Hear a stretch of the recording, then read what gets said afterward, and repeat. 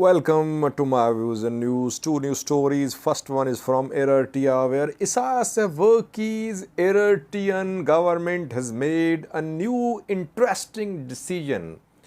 Isaias Afwerki government is known for being strict when it comes to those people who have fled Eritrea. And when the war broke out in neighboring Sudan, Eritreans in Sudan were worried. They did not want to return to Eritrea because they feared they could be put in prisons. At the same time, they were seeing fighting, so they were in danger there. Their lives in danger.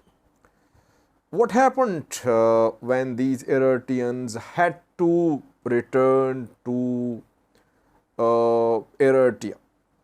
And some were paying large sums of money to be smuggled to Ethiopia. But in the past few days, things have changed. Now Eritreans from Sudan are returning to Eritrea willingly after Eritrean government made a new decision. Details for you. Secondly, viewers, a bus came under attack on Amhara-Oromia border. It happened on Thursday. Several news sources are now reporting that at least 2 people were killed in the attack and several were injured. Who carried out this attack? It happened on Oromia territory. Fingers are being pointed towards the Oromo Liberation Army, which is in talks with Ethiopian federal government in Tanzania. Firstly, viewers, Eritrea. Eritrean refugees are in neighboring countries, in Sudan, in Ethiopia. There are tens of thousands of Eritrean refugees. Why do they leave Eritrea? We can cite lots of reasons. Economic hardships, lack of liberties in Eritrea, national service, etc. They leave Eritrea illegally. So illegally mostly they enter Ethiopia or Sudan. And when it comes to their return to Eritrea, they face imprisonments. Why? Because they left Eritrea illegally.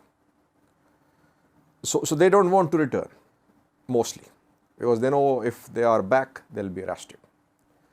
Now, in Sudan, there are tens of thousands of Eritreans illegally living there, or you can say illegal migrants from Eritrea entered Sudan. They're trying to get some sort of legal status there. But for Eritrea, their departure was illegal. Sudan war broke out on the 15th of April, and then we saw a movement of Eritreans from Khartoum, from other areas towards Kassala. Their first objective was to enter Ethiopia. They did not want to enter Eritrea, reportedly. They were paying sometimes more than $1,000 to some agents to be smuggled into Ethiopia from Kassala. From Sudan, Kassala, through Matimma, they wanted to enter Ethiopia. And then Eritrean military entered Kassala. It established some checkpoints in Kassala. And the checkpoints were established in coordination with local tribal elders. I think I did a video on that 2 days ago. Eritrean military is on Sudanese soil in Kassala. And Eritrean intelligence agents spread in Kassala.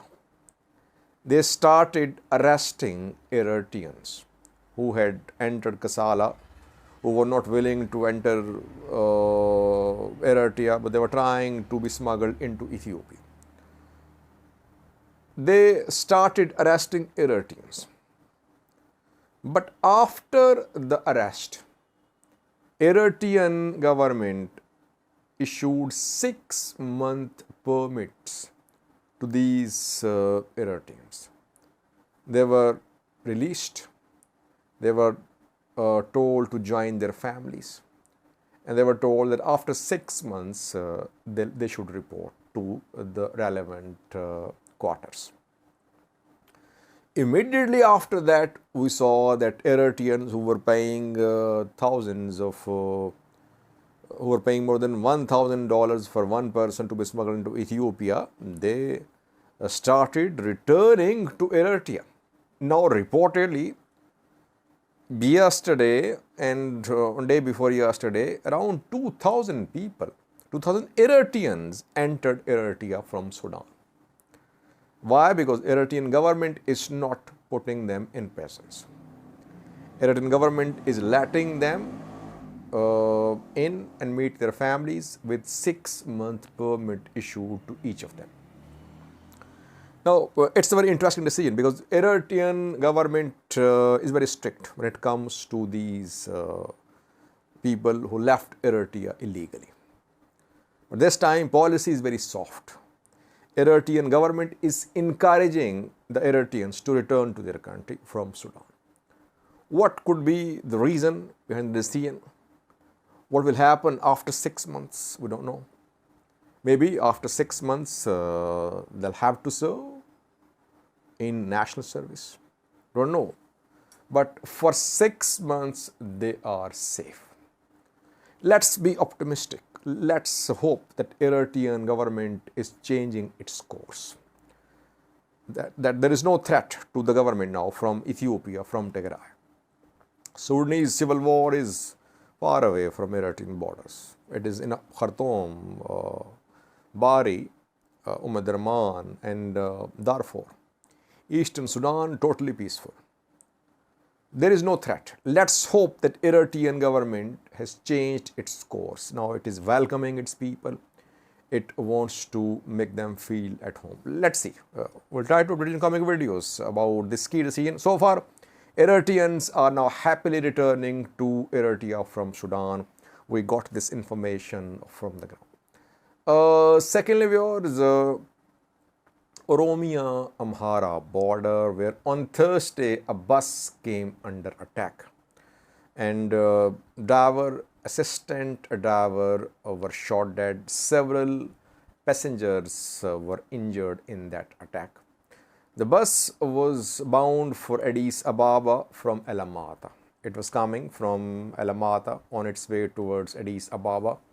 It entered Oromia from the Amhara region, I think from North Shore, and it entered East Shore zone of the Oromia region. And there reportedly in Metihara in Valenchiti, some unknown attackers opened fire at the bus. Then they surrounded the bus, and the assistant driver, they were shot dead. Some passengers were injured. Who is behind this attack? No clarity so far. Ethiopian National Defense Force, some ENDF members were injured too in this attack, who were returning to their homes after their deployment in some area. OLA is in talks with Ethiopian federal government in Tanzania. Talks ongoing. Some Amhara news sources accusing Shane OLA, but we have no solid information from the ground that OLA is involved. By the way, we have seen fighting in East Shiva not involving OLA.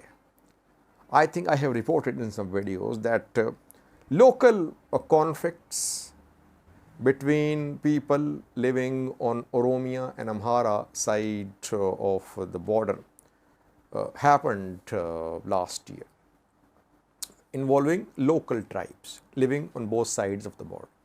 OLA was not involved in those conflicts last year. So it's difficult to say, is it a local group local militia from the Oromia region of Ethiopia, local tribal fighters who have some problems with the Amhara side, or is there some organized militia behind this attack? It's difficult to say. Or is there OL's involvement? It's too early to say. So far, death of the driver, assistant driver, is being confirmed in Eshiva, Oromia zone of Ethiopia. Thank you for watching.